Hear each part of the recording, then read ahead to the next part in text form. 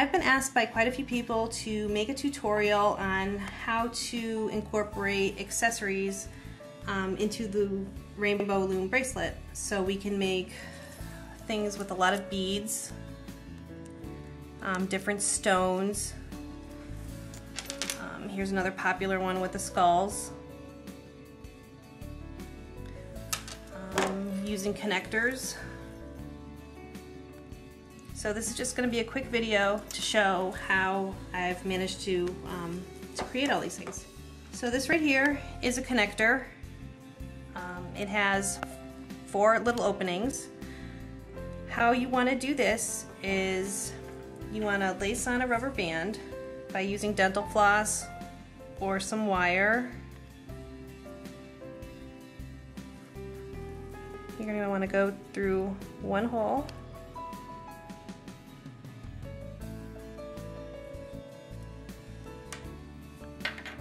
And then out the hole on the same side.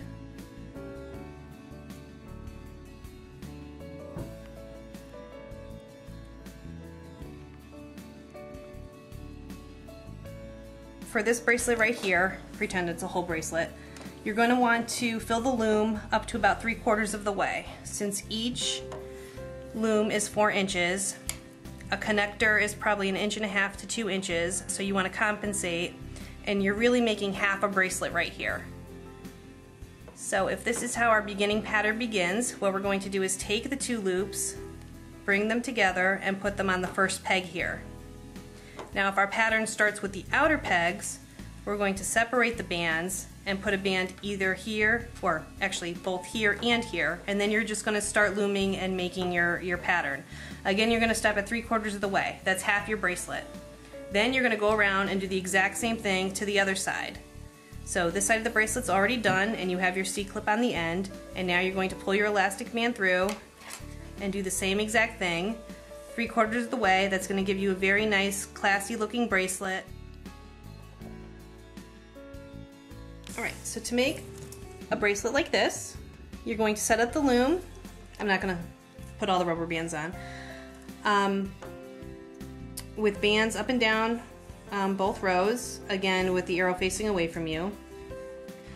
Okay, you're going to thread the dental floss in through the stone. For a long stone, you might want to keep your hook on the other side for safety, so you don't want to pull the whole thing out. Take the stone and put it in the center of your loom or the center of your pattern. I'm just using the first 3 pegs here. And just use the beads of your choice.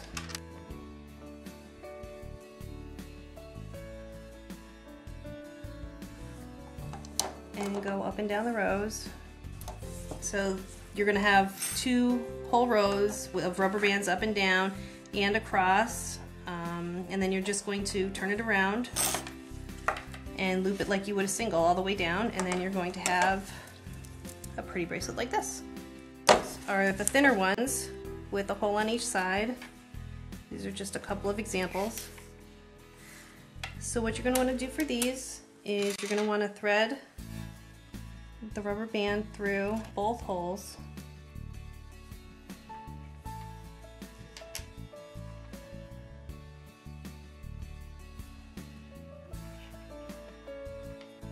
If you're going to do a fishtail, this will be your bottom one.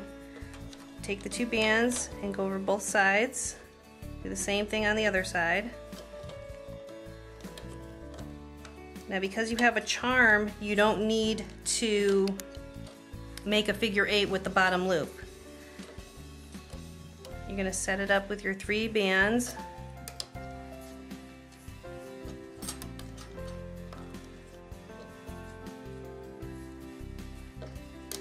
And then you're going to loop as you would a regular fishtail.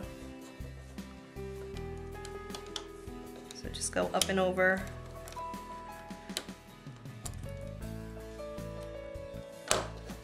And the charm will move out of the way on its own.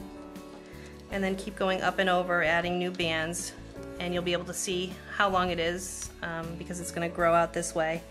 And you'll be able to just stick your arm through as it's growing, and you'll be able to close it up then. Another thing that's been popular is just beads in general, whether they be skulls, little beads like this, regular pearl beads. You're just going to want to thread your bead on. We're going to do a fishtail with beads. It loops in such a way that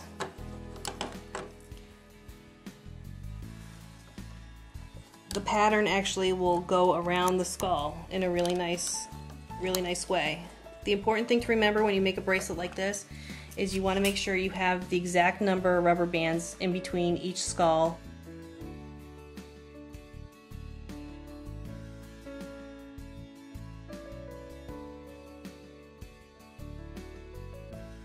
So this one's 6 rubber bands in between each bead.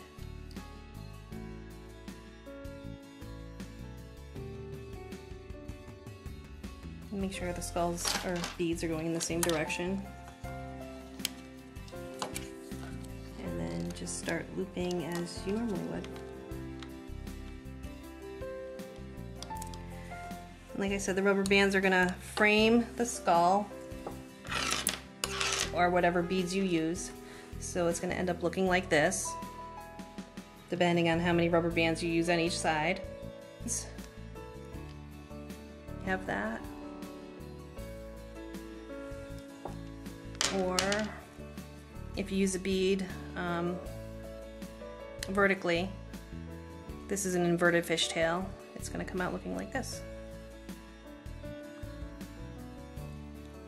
When you're done at the end of the bracelet or necklace, whatever you choose to do, what I like to do is to close it off with a slip knot around the skull. I know it's hard to see because it's black, but instead of putting a C-hook, wrap the rubber band around the skull so you have a toggle, and then use your opening 2 bands and just slip it through like this.